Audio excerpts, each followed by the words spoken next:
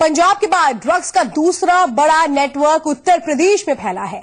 यहां नशे के आतंक ने जब तक नई जिंदगियां बर्बाद कर दी हैं, बस्ती में आज नशे के जहर की एक और बड़ी खेप पकड़ी गई।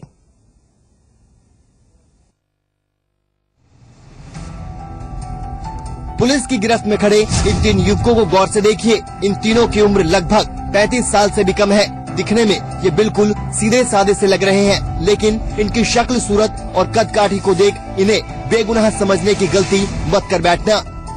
ये तीनों वो हैं जो न जाने अब तक कितने लोगों की नसों में नशा पहुंचा चुके होंगे। ये वो हैं जो न जाने अब तक कितने नौजवानों की जिंदगियां बर्बाद कर चुके होंगे। इससे पहले ये किसी और को नशे का जहर देते, ये चढ़ गए यूपी पुलिस के हत्थे। दरअसल यूपी एसटीएफ और बस्ती पुलिस ने संयुक्त कार्रवाई करते हुए शुक्रवार शाम 3 ड्रग तस्करों को गिरफ्तार किया। बस्ती के नगर थाने के कुठिया चौराहे के पास से पकड़े गए इन ड्रग तस्करों के पास से 16 किलो चरस बरामद की गई है और इसकी कीमत करीब 5 करोड़ रुपए आंकी जा रही है। मादक पदार्थों की तस्करी करने वाले गिरोह के 3 अभियुक्तों की गिरफ्तारी हुई है और जो उनसे मादक पदार्थ बरामद हुआ है उसमें मुख्य रूप से चरस है जो रिफाइंड है, परिशोधित है, करीब 16 किलोग्राम के आसपास, और इसका जो अंतर्राष्ट्रीय बाजार में मूल्य है वो करीब 5 करोड़ का है। इसमें जो गिरफ्तार हुए अभियुक्त, उनके नाम बदरुद्दीन, अमरुद्दीन और मोहम्मद शाहिद, ये तीनों जो हैं जिला सिद्धार्थनगर उत्तर प्रदेश के रहने वाले हैं। शुरुआती पूछताछ में खुलासा हुआ है कि ये लोग सोनीपत, पानीपत, करनाल और दिल्ली में ड्रग्स की सप्लाई करते थे। पकड़े गए युवक केवल कुरियर का काम करते हैं और इन्हें प्रति किलो 2000 रुपए मिलते हैं। पूछताछ में पता चला है कि ड्रग्स के इस कारोबार नेटवर्क का मास्टरमाइंड नेपाल में रहकर सारा नेटवर्क चला रहा है। इसकी सप्लाई जो है वो हरियाणा प्रांत के सोनीपत जनपद में है। उनके भी 2-3 नाम आए हैं, वो प्रेस नोट में उसके विवरण हमने डाले हुए हैं। उनको ये लोग किया करते थे और इस संबंध में थाना नगर जिला बस्ती में एक मुकदमा पंजीकृत किया गया है और जो आगे की विधिक कार्रवाई है, विवेचना वगैरह की, वह स्थानीय पुलिस के द्वारा किया जाएगी। आपको बता दें कि पिछले करीब 3 महीने में यूपी से 12 ड्रग्स तस्कर गिरफ्तार किए जा चुके हैं, जिनके पास से करीब 20 किलो मादक पदार्थ बरामद हो चुका है। बस्ती से पकड़े गए ड्रग्स तस्करों से पुलिस अब कड़ी पूछताछ कर रही है ताकि जल्द से जल्द इनके बाकी साथियों को भी गिरफ्तार किया जा सके और नशे में अपने सपनों को दांव पर लगाते नौजवानों को बचाया जा सके। बस्ती से राघवेंद्र, जी मीडिया।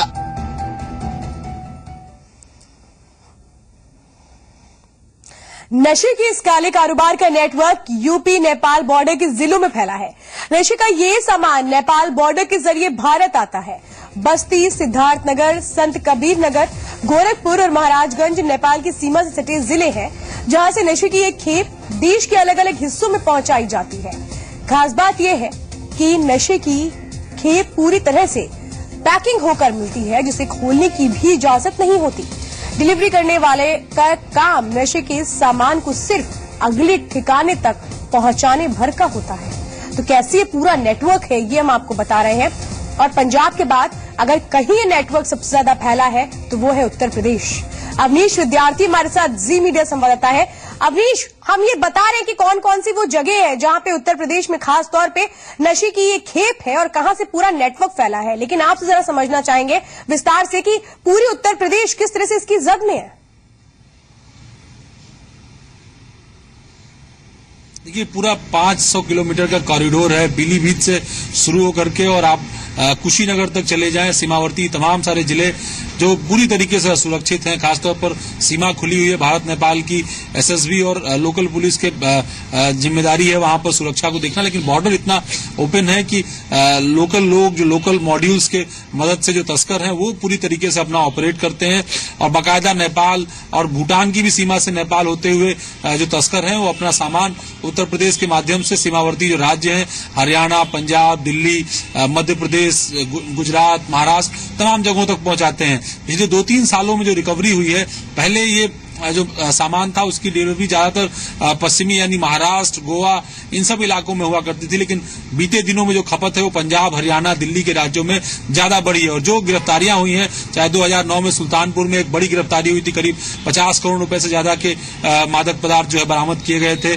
इसके अलावा पिछले साल ही फरवरी में लखनऊ के अंदर करीब जो है 20 करोड़ के चरस की बरामदगी हुई थी, इसमें कई सारे लोग पकड़े गए थे। तो ये मॉड्यूल सी गिरफ्तारी होती है। जब से मिर्जा दिलशाद बेग जो पॉलिटिकल हस्ती नेपाल के थे, जिनके माध्यम से माना था कि आईएसआई ऑपरेट करती है उत्तर प्रदेश में, फिर माजिद मनियार का नाम सामने आया था, फिर दिलशाद, खालिद, आरिफ, तमाम ऐसे नाम आए थे जो आईएसआई के लिए नेपाल के अंदर काम करते हैं और जो स्थानीय लोग हैं उनको मॉड्यूल बना करके ऑपरेटिव के तौर पर उनका इस्तेमाल करते हैं और वो फिर आगे जो ड्रग ट्रैफिकिंग का कारोबार है इसमें उनकी मदद करते हैं। और ये पूरा एक बड़ा नेटवर्क है और जिसका कारोबार आप 5,000 करोड़ रुपए से भी कहीं ज्यादा है। अच्छा, और तमाम एजेंसियां होने के अगर हम देखें तो पूरा का पूरा जो खेल है वो बॉर्डर एरिया पे खेला जाता है, लेकिन बिना स्थानीय लोगों की मदद के संभव तो नहीं है। ये कहें कि एक बहुत बड़ा नेटवर्क है जिसको एक तरह से अगर पकड़ना है तो सबसे पहले उन लोगों को पकड़ना होगा जो इनके मेन सोर्स हैं, चाहे वो लोकल मॉड्यूल हो या फिर बॉर्डर के वो लोग हो जो कहीं ना कहीं सहयोग कर रहे हैं इन लोगों का। नहीं, बिल्कुल। और इसीलिए मैं आपसे कह रहा था कि जब मिर्जा दिलशाद बेग की हत्या हुई, फिर माजिद मनियार की हत्या हुई, उसके बाद इस पर एक हद तक लगाम लगा था, लेकिन फिर जैसे जैसे समय बीता आईएसआई ने एक बार फिर जो है नेपाल में अपने ठिकानों को मजबूत किया, कुछ नए लोग वहां रिक्रूट किए गए, नए लोग रखे गए, इनकी मदद से ये कारोबार और बढ़ाया गया। और चूंकि डिमांड इतनी ज्यादा है देश के अंदर तमाम जगहों पर, जो युवाओं की हालतें हैं वो लगातार जिस तरीके से बिगड़ती जा रही है, वो इसकी जद में, इसके शिकंजे में फंसते जा रहे हैं। इसके नाते डिमांड इतनी ज्यादा है, छोटे से पैकेट की कीमत आप करोड़ों में, आप सोचिए किसी को भी जो मामूली मुनाफा भी अगर उसे मिलता है तो 50,000, 1 लाख, 2 लाख, 5 लाख, 10 लाख रुपए से कम नहीं मिलता। तो आदमी जो बेरोजगार है, अशिक्षित है, उसको ये सहज मुनाफा नजर आता है। सीमावर्ती इलाकों में लोग भोले भाले हैं, गरीब हैं, उनकी जो है बहुत ज्यादा कोई आमदनी का स्रोत नहीं है, तो ऐसे में सीधे तौर पर वो इसका शिकार बनते हैं। और फिर जब आईएसआई या दूसरी और एजेंसियां उनको अपने साथ जोड़ती हैं तो एक मॉड्यूल के तौर पर काम करने लगते हैं। हो सकता है उनकी बहुत बड़ी भूमिका न हो, बहुत सारी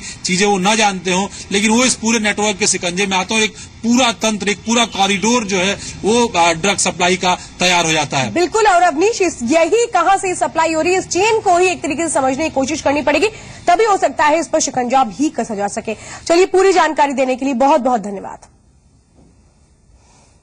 तो ये महज नशा नहीं है, नशे का आतंक है। ये किसी बम धमाके या आतंकी हमले से कहीं ज्यादा खतरनाक है, क्योंकि ये धीरे धीरे आपके नसों में फैल कब आपको मौत की नींद सुला देगा आपको पता भी नहीं चलेगा। देश पर सबसे बड़ा खतरा नशा, आतंक का नया हथियार नशा। पंजाब के राजस्व मंत्री मजीठिया से ईडी की पूछताछ के बाद यह सवाल खड़ा हो रहा है कि क्या देश एक नए तरह के आतंकवाद के मुहाने पर खड़ा है। नशे के चलते पंजाब अगर तबाही की कगार पर है तो देश पर भी बर्बादी का खतरा ज्यादा दूर नहीं। हम आपको इतिहास की ओर ले चले तो पंजाब के ज्यादातर वही इलाके नशे की चपेट में जहां से पंजाब में आतंकवाद की शुरुआत हुई। अमृतसर, तरनतारन, गुरदासपुर, अबोहर, फजिल्का, फिरोजपुर। कहना गलत ना होगा कि ये महज ड्रग्स का मामला नहीं, बल्कि ड्रग्स के जरिए देश को खोखला करने की साजिश हो रही है। देश की युवा ताकत को खत्म करने की कोशिश हो रही है। एक बार फिर भारत को अस्थिर करने की कोशिश हो रही है। और अगर इस समस्या पर गंभीरता से ध्यान नहीं दिया गया तो देश के सामने आतंकवाद से भी बड़ी समस्या खड़ी हो जाएगी। पीएम मोदी ने चुनाव प्रचार के दौरान कई बार ये कहा था कि देश की सबसे बड़ी ताकत उसका मानव संसाधन है, युवा शक्ति है। लेकिन आज यही युवा शक्ति खोखली होती जा रही है। देश में ड्रग्स की तस्करी का सबसे बड़ा रूट भी इसी इलाके से आता है। पंजाब के जिन इलाकों में इसका सबसे ज्यादा असर है, आतंकियों को फंडिंग के लिए ड्रग्स के कारोबार को मुख्य जरिया बना दिया गया है। ड्रग्स की तस्करी के इस नए पैटर्न ने सुरक्षा एजेंसियों के भी होश उड़ा दिए। पाकिस्तान और अफगानिस्तान से मादक पदार्थों की खेप की मात्रा हर साल तेजी से बढ़ रही है। पाकिस्तान से अफगान निर्मित हजारों किलो हशीश देश में लाई जाती है। नारकोटिक्स अधिकारियों के मुताबिक नारकोटिक्स में सबसे ज्यादा तस्करी पाकिस्तान और अफगानिस्तान से हेरोइन की होती है, जिसका मुख्य केंद्र भारत पाक सीमा है और इसका ज्यादातर पंजाब के इन्हीं नशा प्रभावित जिलों से आता है। थोड़ा और पीछे चलें तो पंजाब की सबसे बड़ी ताकत उसकी एग्रो इकोनॉमी होती थी। देश के दूसरे हिस्सों से लोग पंजाब के इसी सेक्टर में रोजगार के लिए जाते थे। तो क्या पंजाब एक बार फिर से सन 84 के दौर में वापस लौट रहा है? उस वक्त भी आतंकियों ने पंजाब को बर्बाद कर दिया था और इस बार नशे के जरिए फिर एक बार उसी दौर को वापस लाने की साजिश हो रही है। और वर्तमान हालातों को देखते हुए कहा जा सकता है कि ये हमारे देश के सामने सबसे बड़ा खतरा है। पहले से नॉर्थ ईस्ट के कई प्रदेश बड़ी समस्याओं से घिरे हैं। इसके साथ ही अब ड्रग्स ट्रैफिकिंग कॉरिडोर पूरे देश में बनता जा रहा है। गृह मंत्रालय के आंकड़ों के मुताबिक साल 2013 और इस साल अब तक देश भर में मादक पदार्थों की तस्करी से जुड़े 34,684 मामले सामने आए हैं। इनमें से सबसे अधिक मामले पंजाब से और दूसरे स्थान पर उत्तर प्रदेश। गृह मंत्रालय के आंकड़ों के मुताबिक मादक पदार्थ नियंत्रण ब्यूरो ने देश में 2010 से 2013 के बीच 4,70,850 किलोग्राम नशीले पदार्थ जब्त किए, जिसमें हेरोइन, गांजा, मॉर्फिन, चरस, अफीम, कोकीन आदि शामिल हैं। देश में 2013 में मादक पदार्थों की तस्करी से जुड़े 22,516 मामले सामने आए हैं, जबकि इस साल अब तक ऐसे 12,168 मामले दर्ज किए गए हैं। बात करें 2011 से 2014 के दौरान बरामद ड्रग्स के आंकड़ों की, तो Punjab 380 lakh kilo drugs, Mizoram 474 lakh kilo drugs, Manipur 90 lakh kilo drugs, Assam 27 lakh kilo drugs, UP 20 lakh kilo drugs, Nagaland 42 lakh kilo drugs. बीते दिनों देश की सर्वोच्च अदालत ने देश के नौनिहालों में तंबाकू, ड्रग्स, भांग, सूंघने वाले मादक पदार्थों और नशे की खतरे की हद तक बढ़ रही लत पर गंभीर चिंता व्यक्त करते हुए केंद्र सरकार, सभी राज्य सरकारों और केंद्र शासित प्रदेशों को नोटिस जारी कर जवाब भी मांगा है। लिहाजा अब वक्त आ गया है कि इसको पॉलिटिक्स से दूर रखा जाए, सियासी बयानों से बचा जाए, नहीं तो पंजाब के साथ साथ पूरा देश तबाह और बर्बाद हो जाएगा। वासिंद्र मिश्र, जी मीडिया। भारत में नशे का काला कारोबार धीरे धीरे देश की जड़ों को खोखला कर रहा है। ये कोई नया रैकेट नहीं है। सालों से ड्रग्स का धंधा चोरी छिपे चलता आ रहा है, लेकिन अब जिस पैमाने पर यह देश के युवाओं को अपनी जद में ले रहा है, वो बेहद डराता है।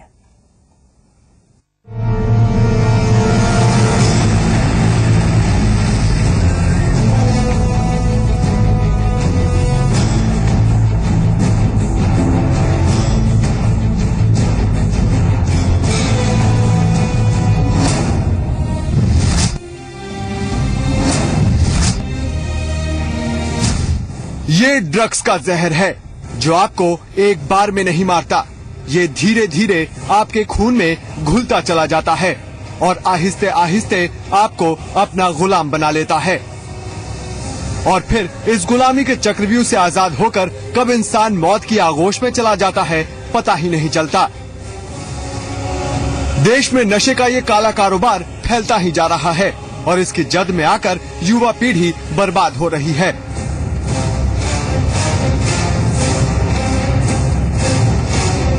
हालात गवाह है कि देश में करोड़ों रुपए कीमत के नशीले पदार्थों की बरामदगी रोजमर्रा की बात हो गई है।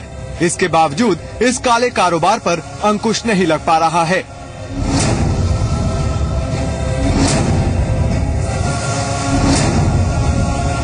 ड्रग्स का ये काला कारोबार न सिर्फ युवा शक्ति को खोखला कर रहा है, बल्कि अब यह आतंकियों के लिए फंडिंग का नया जरिया बन चुका है। सीमा पार से आतंक के आका देश में चोरी छिपे ड्रग्स भेज रहे हैं और बदले में उन्हें मिल रहे हैं करोड़ों रुपए, जिसका इस्तेमाल वो दुनिया भर में आतंक के नेटवर्क को चलाने के लिए कर रहे हैं। ड्रग्स की तस्करी के इस नए ढांचे ने सुरक्षा एजेंसियों की भी नींदें उड़ा दी हैं।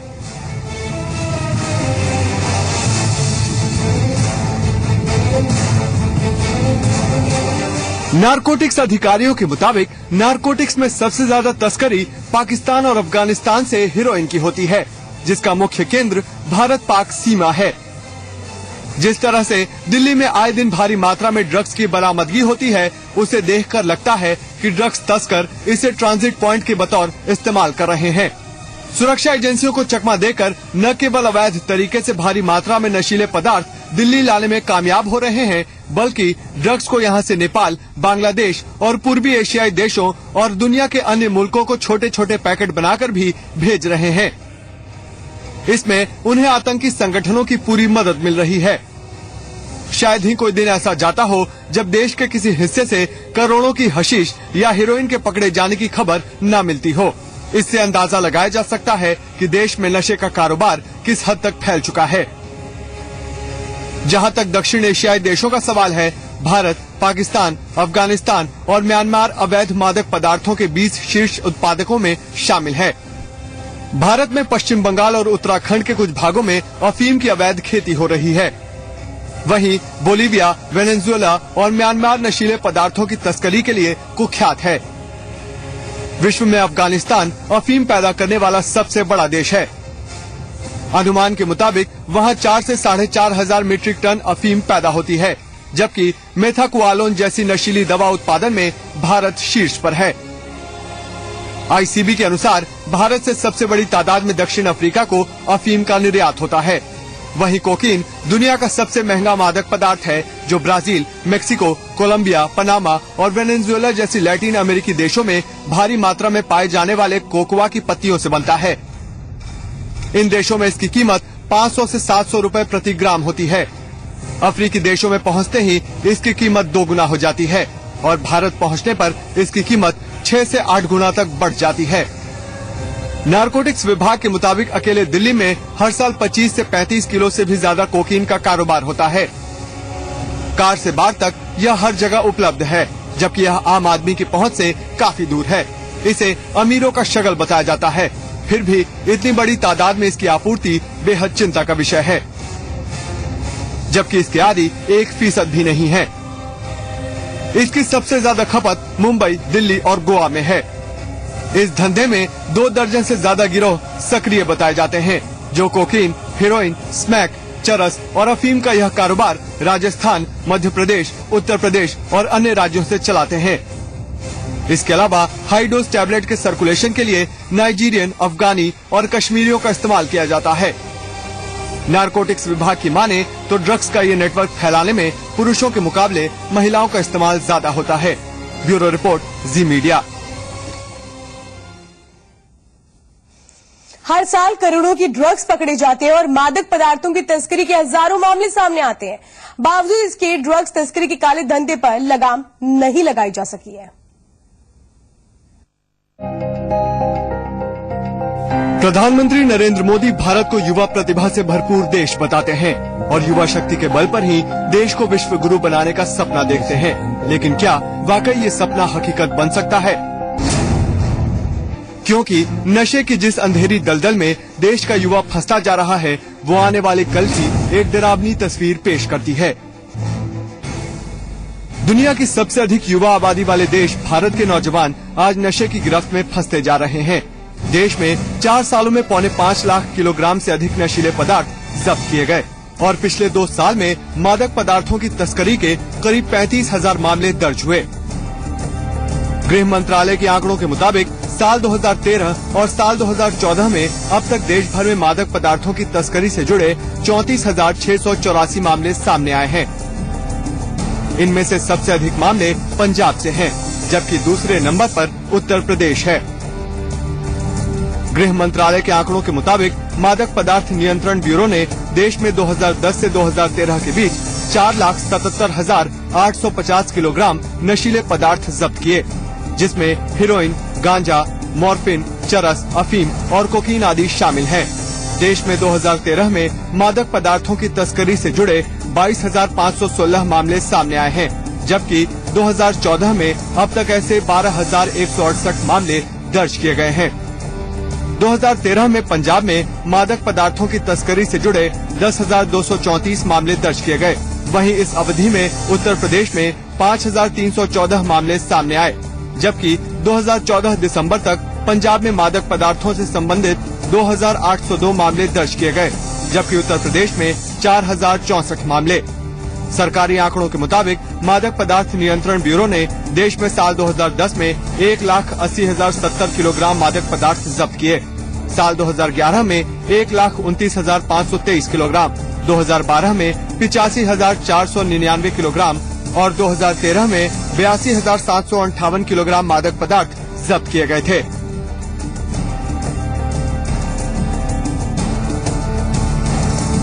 ब्यूरो रिपोर्ट, जी मीडिया।